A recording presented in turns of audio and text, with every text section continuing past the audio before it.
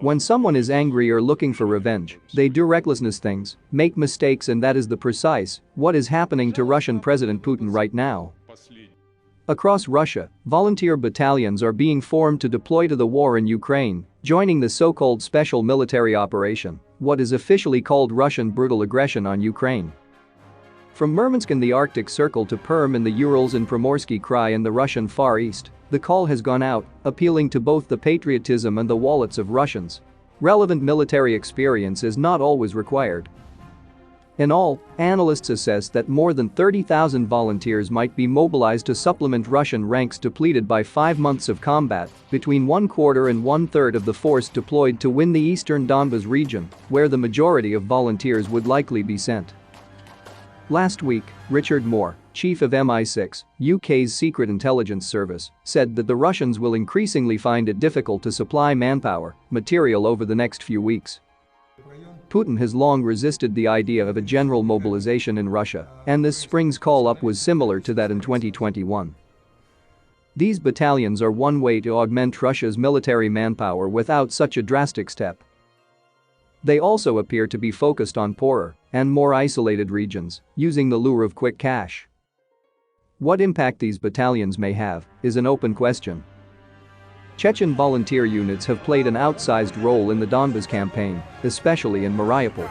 But they are relatively well equipped and have extensive military experience.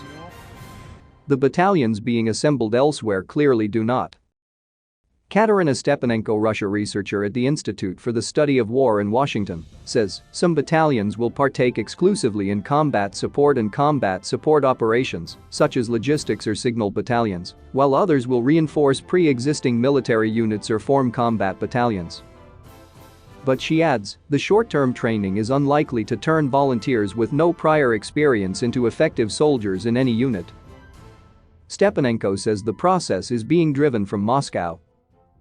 The Kremlin reportedly ordered all 85 Russian federal subjects, regions of the Russian Federation plus occupied Crimea and Sevastopol, to recruit volunteer battalions to avoid declaring partial or full mobilization in Russia.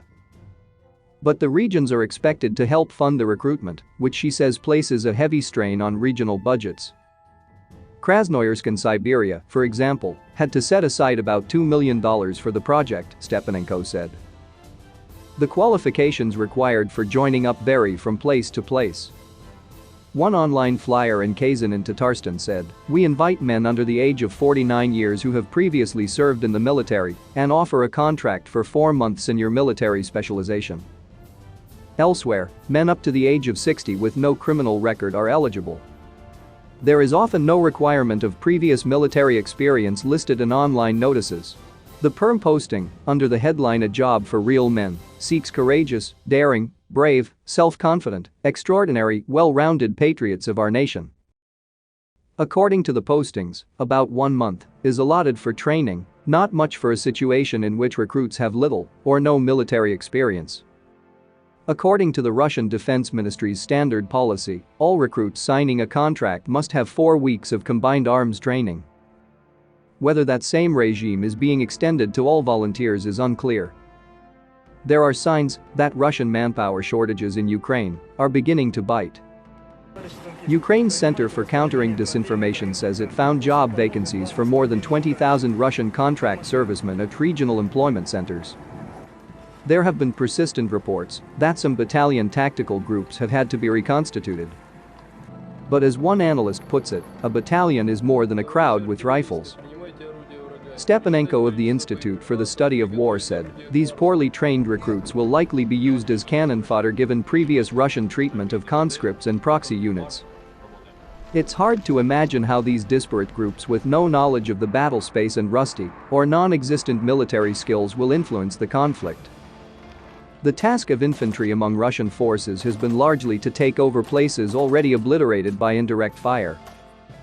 Even so, Stepanenko said, the Russians are continuing to take heavy losses without gaining much ground.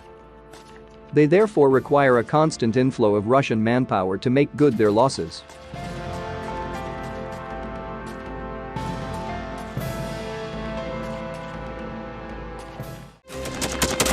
Thanks for watching, and don't forget to subscribe.